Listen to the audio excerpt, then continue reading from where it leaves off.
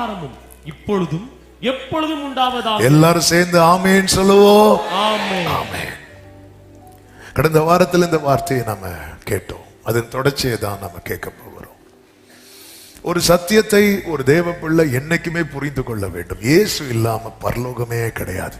நீங்க எவ்வளவு நல்லவங்களா இருக்கலாம், ஒரு எறும்புக்கு கூட துரோகம் நினைக்காதவங்களா இருக்கலாம், ஒரு கொசுவை கூட கொஞ்ச நேரம் கொஞ்சம் கூட ரத்தம் எடுத்துட்டு போன்னு சொல்றவங்களா கூட இருக்கலாம், நீங்க யாரா வேணாலும் இருக்கலாம். ஆனால் இயேசு இல்லாம பரலோகம் இல்லை. நாம நினைக்கிறதுக்கு அப்பாற்பட்ட பரிசுத்த ஸ்தலம் தான் பரலோகம். எனவேதான் நாம் நினைக்கிறதற்கு அப்பாற்பட்ட பரிசுத்தத்தில் மகத்துவம் உள்ளவர் தான் நாம் ஆராதிக்கிற தேவன். எனவேதான் சேராபீன்கள் அவங்களால பார்க்க முடியல.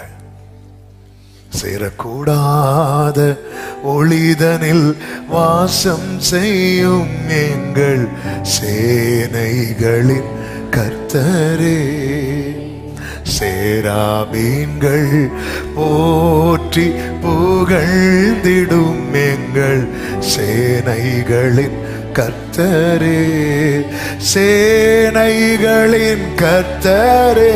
கைகளை உயர்த்தி பாடுவோம்.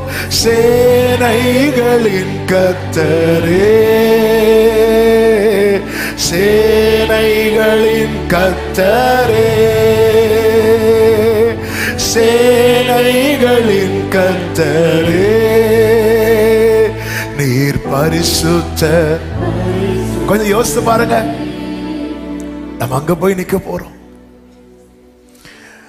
அழுவாதபடி உங்களை காக்கவும், இந்த சத்தத்தை கவனமாய் கேட்கும்படி உங்களை அன்புடன் கேட்டுக்கொள்ளுகிறேன். அப்போ அவர் மட்டும் மனசு வைக்கலன்னா நம்ம என்னதான் பண்ணாலும் போக முடியாது பரலோகத்துக்கு. I am the way, அவ்வளவுதான்.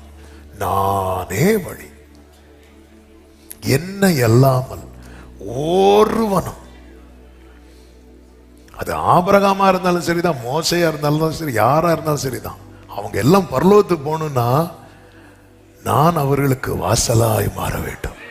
எனவேதான் நீங்க எபிரேயர் 11 படிக்கும் போது இவங்க எல்லாருமே யாரை பார்க்க விரும்பினாங்க அப்படின்னா இயேசுவை.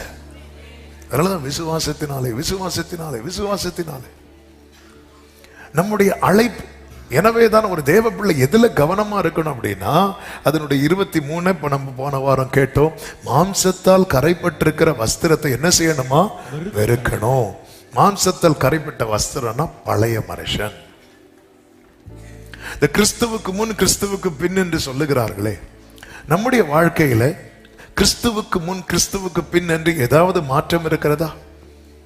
என்ன சொல்லுவோம்? நேத்து கருப்பு சட்டை போட்டேன், இன்னைக்கு வெள்ளை சட்டை போட்டேன். இதை தாண்டி ஏதாவது மாற்றம் இருக்கிறதா? என்னால கிறிஸ்துவுக்கு முன் யாரையுமே மன்னிக்க முடியாம இருந்துச்சு, இப்போ என்னால என்ன பண்ண முடியுது? மன்னிக்க முடியுது. இப்படி சொல்ல முடியும்னா உண்மையிலே நம்ம அழைப்பை கனப்படுத்துகிறோம். நாம் புதிய மனிதனை தரித்துக் கொள்ளுகிறோம். வெளிப்படுத்தின விசேஷத்துக்கு முன்னதாக, அதாவது கடைசி காலத்துக்கு முன்னே சபையை ஆயத்தப்படுத்துகிற ஒரு புத்தகம் என்று சொல்லலாம் இந்த யூதா எழுதின நிருபம். ஒரே 1.5 பக்கம் தான். ஆனா ஒரு தேவ பிள்ளை அறிந்து கொள்ள வேண்டிய பல சத்தியங்கள் இதற்குள்ளே அடங்கி இருக்கிறது. யாக்கோபு இந்த நிருபத்தை எழுதும் போது நம்முடைய அழைப்பை குறித்து சொல்லுகிறார். தேவனால் பரிசுத்தமாக்கப்பட்டவர்கள், இயேசு கிறிஸ்துவினால் காக்கப்படுகிறவர்கள் என்று 1வது வசனத்திலே சொல்லப்பட்டிருக்கிறது. பிதாவாகிய தேவனாலே பரிசுத்தமாக்கப்பட்டவர்களும் இயேசு கிறிஸ்துவினாலே காக்கப்பட்டவர்களும் ஆகிய தேவன் என்ன செய்கிறார் தெரியுமா? நம்மை பரிசுத்தப்படுத்தி பாதுகாக்கிறார். எப்படி ஒரு பாத்திரத்திலே மன்னாவை எடுத்து அது கெடாதபடிக்கு உடன்படிக்கை பெட்டிக்குள்ளே வைத்து காக்கப்படுகிறதோ, அதுபோல கிறிஸ்துவுக்குள்ளே இருக்கிறது வரைக்கும் நம்ம பாதுகாக்கப்பட்டு கொண்டே இருப்போம். இந்த கிறிஸ்துவை விட்டு விலகுகிற அனுபவம் நம்முடைய வாழ்க்கையில் வராதபடிக்கு நம்ம ரொம்ப ஜாக்கிரதையா இருக்க வேண்டும். யாரை விட்டு விலகினாலும் பரவாயில்ல, யாரை விட்டு விலகிடக்கூடாது தெரியுமா? இயேசுவை விட்டு விலகிடக்கூடாது. மீதி எல்லா உறவுகளுமே விலகக்கூடிய உறவுகள். ஒன்று நாம் அவர்களை விட்டு விலகுவோம், அல்லது அவர்கள் நம்மை விட்டு விலகுவார்கள். எல்லா உறவுகளுமே விலகக்கூடிய உறவுகள். ஒன்று அவர்களுடைய முடிவு அல்லது நம்முடைய முடிவு வரும்போது அந்த உறவு அங்கே பிரிகிறது. என் தகப்பனாருக்கும் எனக்கும் இடையே இருக்கிற உறவு 2016 நவம்பர் 21 மாலையோடு முடிந்து விட்டது. அங்கே அந்த உறவு பிரிகிறது. இது போலதான் நம்ம எல்லார் வாழ்க்கையிலுமே எல்லா உறவுகளுமே விலகக்கூடிய உறவுகள். ஆனால் உலகத்தின் முடிவு பரியந்தம் கடைசி வரைக்கும் விலகாத ஒரு உறவு உண்டு என்றால் அது நம் ஆண்டவராகிய இயேசு கிறிஸ்துவின் உறவு மட்டும்தான். இதுக்கு நம்ம ரொம்ப முக்கியத்துவம் கொடுக்கணும். அவர் மட்டும் இல்லைன்னா எனக்கு பரலோகம் இல்லை. நான் இன்னாருடைய பையன்னு சொல்லி பரலோகத்துக்கு போக முடியாது. நான் இத்தனை வருஷம் ஊழியம் செய்தேன்னு சொல்லி பரலோகத்துக்கு போக முடியாது. நான் ஒயிட் அண்ட் ஒயிட் போட்டிருக்கிறேன்னு சொல்லி பரலோகத்துக்கு போக முடியாது. நான் காணிக்க கொடுக்கிறேன்னு சொல்லி பரலோகத்துக்கு போக முடியாது. என்னை அல்லாமல் ஒருவனும் பரலோகத்துக்கு வர முடியாது, பிதாவினிடத்தில் வரான் என்று இயேசு சொல்லி இருக்கிறார். எனவேதான் ஏசாயா 26:3 சொல்லப்பட்டிருக்கிறது, உம்மை உறுதியாய் பற்றி கொண்ட மனதை உடையவன் உம்மையே நம்பி இருக்கிறபடியால் நீர் அவனை. ஆமென். எல்லாரும் கவனிக்கிறீங்கன்னு நான் நம்புகிறேன். நேற்று ஃபாஸ்டிங் பிரேயர்ல சொன்ன காரியம், நேற்று சாட்டர்டே நைட் வர்ஷிப்ல சொன்ன காரியம், ஆமான் பிரச்சனை. அதை நான் லைட்டா டச் பண்ணிட்டு போறேன்.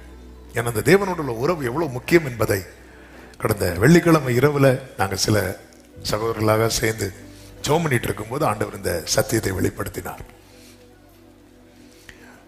இதை சபை அறிந்து கொள்ளணும். ஆமான் பிரச்சனை ஒரு பெரிய பிரச்சனை, இன்டர்நேஷனல் ப்ராப்ளம். யூதர்கள் எங்கெல்லாம் இருக்கிறாங்களோ எல்லாரையும் கொல்லணும்.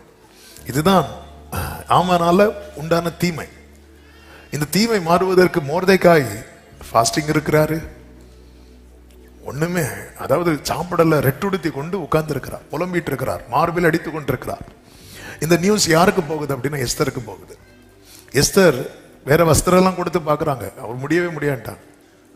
இப்ப எஸ்தர் சொல்றாங்க, நம்ம 3 days ஃபாஸ்டிங் இருக்கலாம் அப்படிங்கிறாங்க. எதுக்கு ஃபாஸ்டிங் இருக்க தெரியுமா? ஆமான் கதையை முடிக்கிறதுக்கு இல்ல, ராஜா கிட்ட நெருங்குறதுக்கு. ஆமே. எதுக்கு ஃபாஸ்டிங்? ஆண்டவரே, ஆமான் வீட்டை விட்டு வெளியே வரும்போது டயர் பஞ்சராயி, டயர் வெடிச்சு, நம்ம ஜெபம்லாம் அப்படித்தானே இருக்கு. இல்ல இல்ல, இந்த ஃபாஸ்டிங்ல ஆமான் மேட்டரே கிடையாது. மேட்டர் என்ன தெரியுமா? எஸ்தர் சொல்றாங்க, நான் ராஜா கிட்ட போனோம், அவர் தயச்செங்கோல் நீட்டணும், அப்படி நீட்டலைன்னா மரணம், நான் செத்தாலும் சாகிறேன். நான் ஆமான் கிட்ட சண்டை போட போறேன், நான் செத்தாலும் சாகிறேன்னு சொல்லல, நான் ராஜா கிட்ட போகிறேன், செத்தாலும். அப்போ இந்த அம்மா எதுக்கு ஃபாஸ்டிங் இருக்க சொல்றாங்க அப்படின்னா ராஜா கிட்ட நெருங்குறதுக்கு. ஏன்னா எஸ்தருக்கு தெரியும், நான் நெருங்கிட்டேன்னா ஆமான் மேட்ரு ஒரு மேட்ரே கிடையாது. இன்னைக்கு நமக்கு எது எது ரொம்ப கடினமா இருக்குதோ, பெரிய பர்வதமே நீ எம்மாத்திரம் செருபாபேலுக்கு முன்பதாக சமபூமியாவாய். ஏன்னா அவன் தனியா வரல, அவன் யாரோடு வருகிறான்? தலைக்கல்லோடு வருகிறான். அந்த தலைக்கல் யோசுவாவுக்கு முன்பாக வைக்கப்பட்ட கல். கர்த்தருடைய 7 கண்களும் அதன் மேல் இருக்கிறது. 3வது அதிகாரம், 3வது அதிகாரம், சகரியா 3வது அதிகாரத்தில் அது சொல்லப்பட்டிருக்கிறது. கர்த்தருக்கு மகிமை உண்டாவதாக, கர்த்தருக்கு மாத்திரம் மகிமை. சகரியா 3வது அதிகாரத்தில் அதனுடைய ஆமென் 9வது வசனம், இதோ நான் யோசுவாவுக்கு முன்பாக வைத்த கல், இந்த ஒரே கல்லின் மேல் 7 கண்களும் வைக்கப்பட்டிருக்கிறது. இதோ நான் அதன் சித்திரவேலை, இயேசு கிறிஸ்துவை குறித்த தீர்க்க தரிசன வார்த்தை, அதன் சித்திர வேலையை நிறைவேற்றி இந்த தேசத்தில் அக்கிரமத்தை எல்லாம் ஒரே நாளிலே, சிலுவையிலே சித்திர வேலை நிறைவேற்றப்பட்டது, நம்முடைய அக்கிரமம் நீக்கப்பட்டது. சத்தமா ஆமென் சொல்லுங்க பார்க்கலாம். இந்த கல்லை எடுத்துட்டான் யாரு? ஆமென். செருபாபேல் 6வது வசனம், 6-7 வசனங்கள். கர்த்தருடைய தூதன் யோசுவாவுக்கு சாட்சியாக சேனைகளின் கர்த்தர் உரைக்கிறது என்னவென்றால், 4வது அதிகாரத்தின் 6-7 வசனங்கள். பலத்தினாலும் அல்ல, பராக்கிரமத்தினாலும் அல்ல, தேவனுடைய ஆவியினாலே ஆகும். அடுத்த வசனம், பெரிய பர்வதமே நீ எம்மாத்திரம் செருபாபேலுக்கு முன்பாக நீ சமபூமியாவாய். அவன் தலைக்கல்லை கொண்டு வருகிறான். அவன் இதை பிடிச்சிட்டான். நான் ஆவிக்குரிய கண்ணோட்டத்தோடு பேசிட்டு இருக்கிறேன். ஆண்டவர் வச்சிட்டார்ல, நமக்கு ஒரு பாலகன் பிறந்தார், நமக்கு ஒரு குமாரன் அவர் வைக்கிறாரு. யார் எடுக்கிறாங்க? கொடுக்கப்பட்டார். நமக்கென்று ஒருத்தங்க ஒண்ணு கொடுக்கிறாங்கன்னா நம்ம என்ன செய்வோம்? சத்தமா சொல்லுங்க, உடனே சொல்லணும். ஆமே. நம்ம வாய் திறக்கிறதுக்கு அந்த கியர் போட்டு தான் திறக்கிறது மாதிரி. ஆமே. நமக்குன்னு ஒருத்தங்க கொடுக்கறாங்க, என்ன செய்வோம்? இந்த பழத்தை வச்சுக்கோங்க, என்ன பண்ணுவோம்? வாங்குவோம். நமக்குன்னு கொடுத்தார். யார் கை நீட்டி எடுக்கிறாங்க? பிரதான ஆசாரியனாக யோசுவா, இந்த பாரு நான் வச்சுட்டேன், சித்திர வேலையை நிறைவேற்றிட்டேன். செருபாபேல் எடுக்கிறான். அவ்வளவுதான்.